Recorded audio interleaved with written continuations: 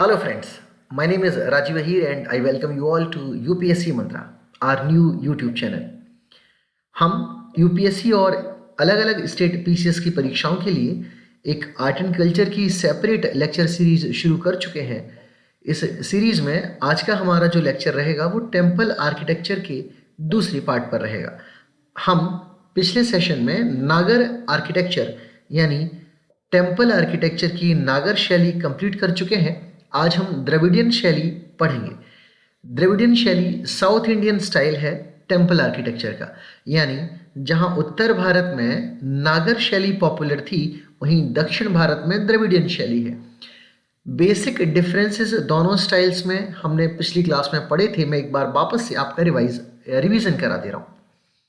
नागर शैली में हमने देखा था कि मंदिर जो है वो बड़ी किसी चार दीवारी से मंदिर परिसर के इर्द गिर्द कोई भी बड़ी चार दीवारी हमें देखने को नहीं मिलेगी, meaning the temple complex will not be enclosed bye a great wall. दक्षिण भारत की द्रविडियन शैली में हम ये देखेंगे कि मंदिर परिसर जो है वो एक बड़ी बाउंड्री वॉल से कवर्ड है। इसके बाद दूसरा डिफरेंस ये था कि नागर शैली में कोई बड़ा गेटवे यानी जो मंदिर परिसर है उसके बाहर कोई बड़ा सा दरवाज़ा एंट्री गेट के लिए नहीं यूज़ होता था, जबकि द्रविडियन स्टाइल में दक्षिण भारत में इस शैली में हम एक बड़े गेटवे का यूज़ करते हैं जो टेम्पल कॉम्प्लेक्स को कवर करता है। उसका मेन एंट्रेंस गेटवे होता है। तीसरी चीज़, नॉर्थ इंडिया की नागर शैली में हमने कोई वाटर रिजर्वोयर नहीं देखा था, लेकिन दक्षिण भारत की द्रविडियन शैली में वाटर रिजर्वोयर एक जलाशय मंदिर परिसर में ही पाया जाएगा। इसके अलावा हमने द्वारपाल दक्षिण भारत की द्रविडियन शैली में पढ़े हैं, ना कि उत्तर भारत में। हाँ, उत्तर भारत में जो गर्भगृह है उसके बाहर हमने नदी देवियों की अलग अलग मूर्तियां देखी। इसके अलावा कुछ और इन डिटेल जो डिफरेंसेस होंगे उनको हम आज की क्लास में देखने वाले हैं। इतने डिफरेंसेस हम पिछली क्लास में देख चुके हैं। तो आज हम अभी इस सत्र में, इस सेशन में पढ़ेंगे द्रविडियन स्टाइल, जो टेम्पल आर्किटेक्चर का साउथ इंडियन स्टाइल है, दक्षिण भारत की शैली है। तो एक नज़र डालते हैं द्रविडियन स्टाइल पे।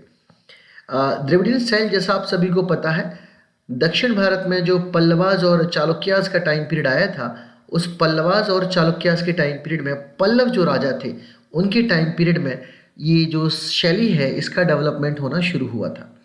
अब अगर ध्यान से देखें तो हमारे पास अलग अलग सीरीज में जो है टेम्पल आर्किटेक्चर द्रविडियन स्टाइल का डेवलप होना शुरू होगा। अब वो कौन कौन से फेजेस हैं, कौन कौन से चरण हैं, कैसे कैसे ये डेवलपमेंट शुरू हुआ, इन सभी के बारे में आज हम चर्चा करेंगे। तो जैसे नागर शैली उत्तर भारत की है और उसमें कई सारे अलग सब स्कूल्स डेवलप हुए, वैसे हम देखेंगे कि दक्षिण भारत की जो हमारी द्रविडियन शैली है, द्रविडियन स्टाइल है टेम्पल आर्किटेक्चर की, इसमें कुछ हम विशेष फीचर्स देखने वाले हैं। मैंने बोला कि पल्लवाज और चालुक्यास जो हम दो टॉपिक्स एंशिएंट इंडिया के लास्ट फेज में कवर कर चुके हैं, उन्हीं पल्लव राजाओं से दक्षिण भारत का टेम्पल आर्किटेक्चर शुरू होता है। राजा का नाम है महेंद्र वर्मन। तो राजा के टाइम पीरियड में जो मंदिरों की शैली विकसित हुई उसको हम बोलते हैं महेंद्र ग्रुप, यानी चार अलग अलग चरणों में ये टेम्पल आर्किटेक्चर साउथ का शुरू हुआ। पहला वाला था महेंद्र ग्रुप, ये फर्स्ट स्टेज था पल्लव आर्किटेक्चर का। यहाँ पर हम देखेंगे कि रॉक कट टेम्पल्स पाए गए। हम रॉक कट स्ट्रक्चर्स जो है वो स्तूपास में देख चुके हैं। इसके साथ ही साथ हम रॉक कट स्ट्रक्चर केव्स में देख चुके हैं, स्तूप से पहले केव्स में, कि हमने देखा था कि जो गुफाएं हैं उनको कार्व आउट किया गया था बड़े बड़े पहाड़ों और चट्टानों के बीच में से, और उनमें उनको गुफाओं को रेजिडेंशियल पर्पसेस यानी बुद्धिस्ट विहार और सेक्रेड पूजा स्थल यानी श्राइन्स के रूप में, जिनको हम चैत्य बोलते थे, बुद्धिस्ट चैत्य, उसके रूप में प्रयोग किया गया था। इसके साथ ही साथ इन नेचुरल गुफाओं को जैन मुनियों ने और जैन भिक्षुकों ने बसादीस के रूप में यूज किया था। तो ये रॉक कट स्ट्रक्चर हमें तब से देखने में नजर आ रहे हैं। इन्हीं चट्टानों को काटकर पल्लवास के टाइम पीरियड में पहले चरण में टेम्पल आर्किटेक्चर शुरू हुआ। अब हम देखते हैं कि द्रविडियन स्टाइल में फर्स्ट फेज में हमें मंडप देखने को मिले। क्या देखने को मिले? मंडप। नागर स्टाइल में हम देखेंगे कि जो है हमें मंडप देखने को मिले थे, लेकिन यहाँ पर टेम्पल्स को मंडप बोला गया है। कब की बात है? पल्लवास के टाइम पीरियड की। नागर शैली में मंडप एंट्री हॉल थे। क्या थे? Entry hall. यानी जब हम अपनी जगती यानी प्लेटफॉर्म से सीढ़ियों पर गए और सीढ़ियों से जब हम प्रवेश करेंगे मंदिर में, तो पहले अर्धमंडप पड़ेगा, फिर मंडप, फिर महामंडप। लेकिन पल्लवास के टाइम पीरियड में मंदिरों को ही मंडप बोला जाता था। तो जो पहला चरण है टेम्पल आर्किटेक्चर का पल्लवास के टाइम पे, जिसको Mahendra group of temple architecture बोलते हैं, उसके कुछ महत्वपूर्ण एग्जाम्पल हैं।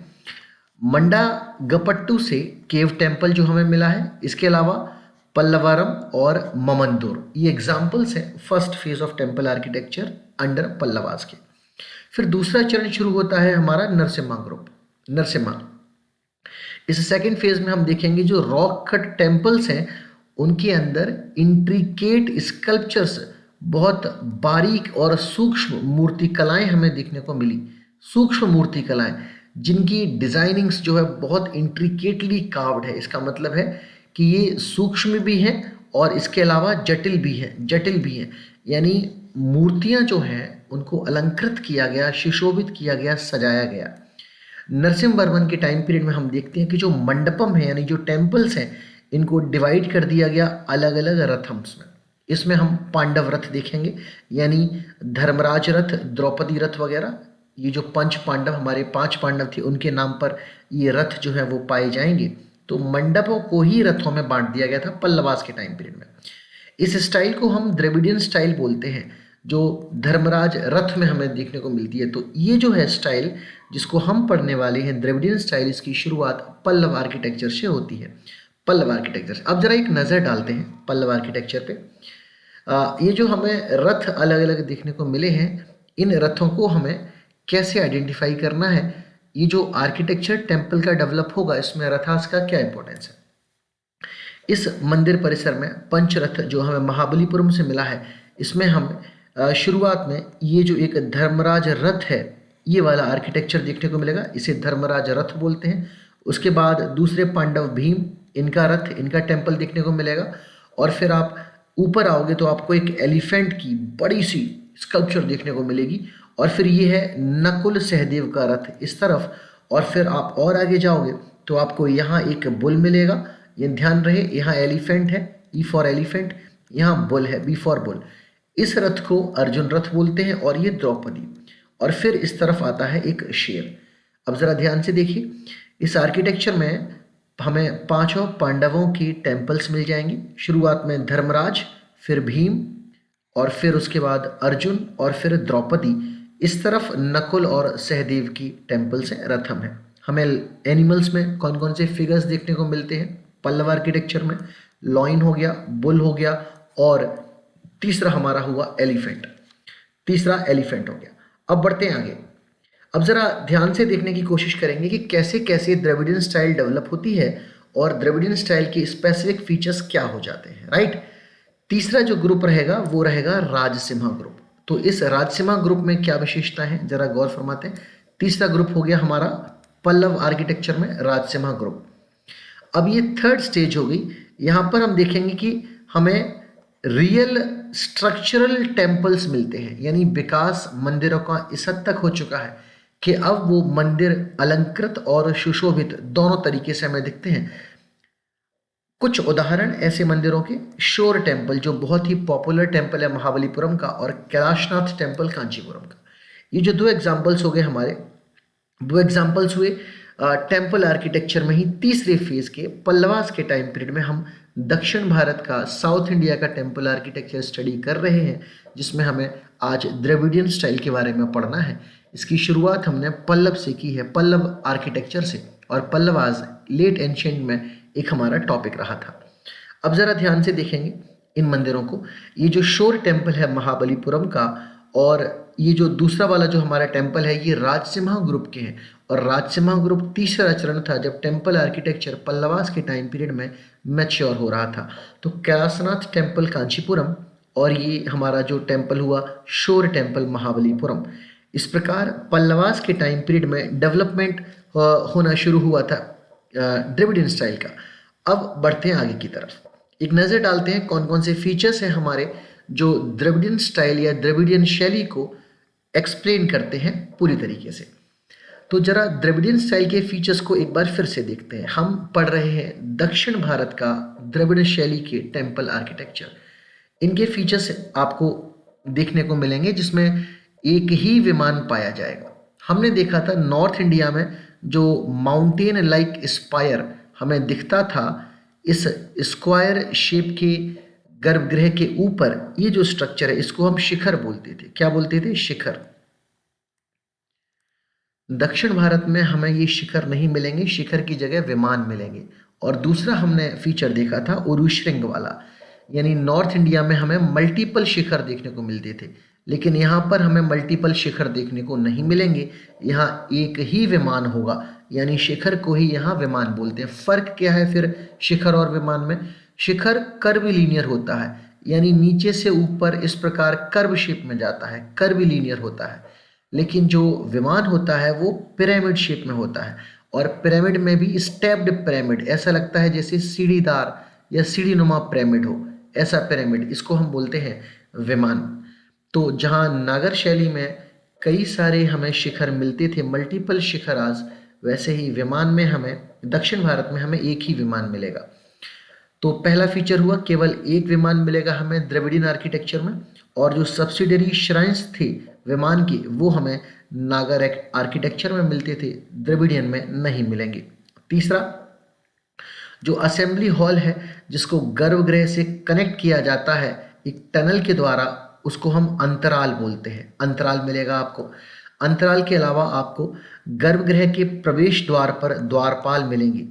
द्वारपालों के अलावा मैथुन, मैथुन था एम्ब्रेसिंग कपल्स, मतलब वो कपल्स जो आलिंगनबद्ध तरीके से हैं, एक दूसरे को गले लगाए हुए हैं, तो एम्ब्रेसिंग कपल्स मैथुन के स्कल्पचर्स हमें देखने को मिल जाएंगे।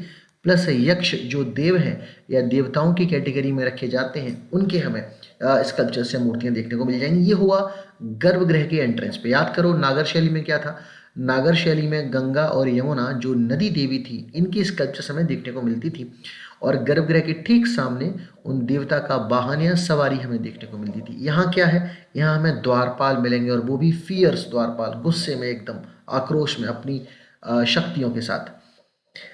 एंट्रेंस पे जो हमें मंदिर के गर्भगृह में मैथुन, द्वारपाल और यक्ष देखने को मिले थे, इसके साथ ही साथ हमें रिवर गॉडेसेस भी देखने को मिल जाएंगी।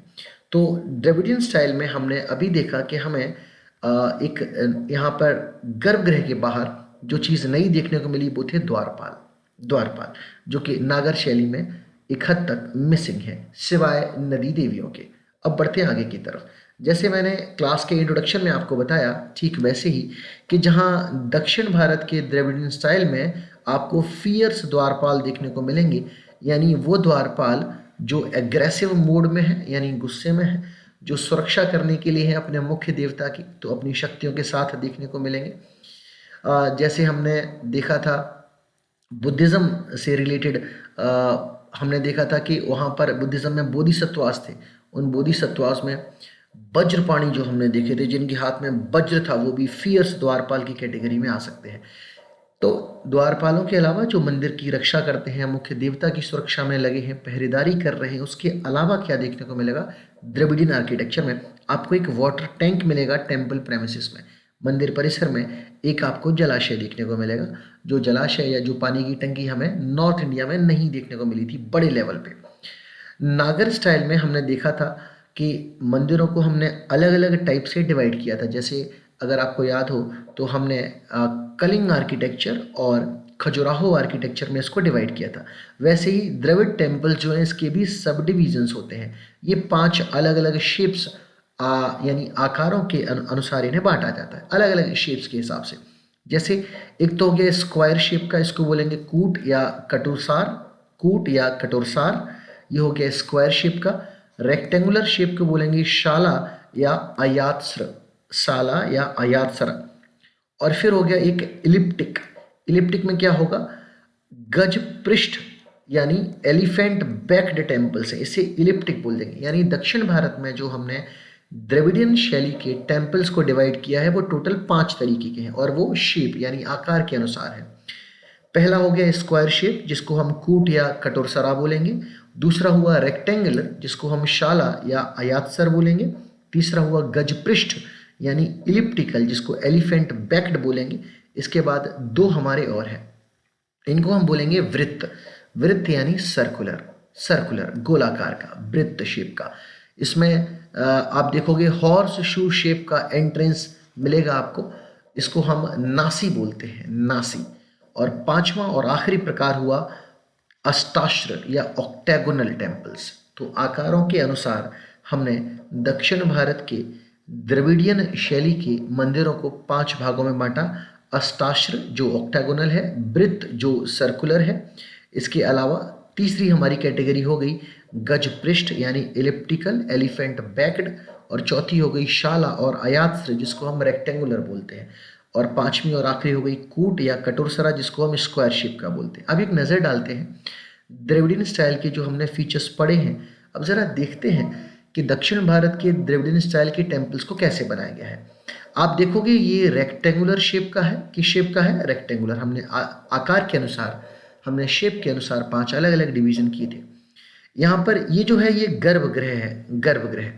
इस गर्भगृह के अलावा ये पंचायतन स्टाइल में आप देखोगे, पंचायतन स्टाइल, जो पंचायतन शैली हमने नॉर्थ इंडिया में पढ़ी थी, उसी शैली में 1 2 3 4 ये 4 सब्सिडियरी श्राइन्स हैं, और बीच में ये हो गया मेन श्राइन 5वें नंबर का। तो ये पंचायतन शैली में हमें टेम्पल आर्किटेक्चर देखने को मिल रहा है, जिसमें आपको ये गर्भगृह मिलेगा। गर्भगृह, इससे पहले यहाँ गर्भगृह के ऊपर विमान देखने को मिलेगा, और ये विमान पिरामिडिकल शेप में होगा, पिरामिडिकल शेप में होगा, पिरामिडिकल। तो गर्भगृह के ठीक ऊपर हो गया विमान। अब इसके नीचे देखोगे आप, तो आपको यहाँ अंतराल देखने को मिलेगा, राइट, जो गर्भगृह से कनेक्ट होता है। यहाँ आपको असेंबली हॉल देखने को मिलेगा, और ये 4 सब्सिडरी श्राइन्स हो गए।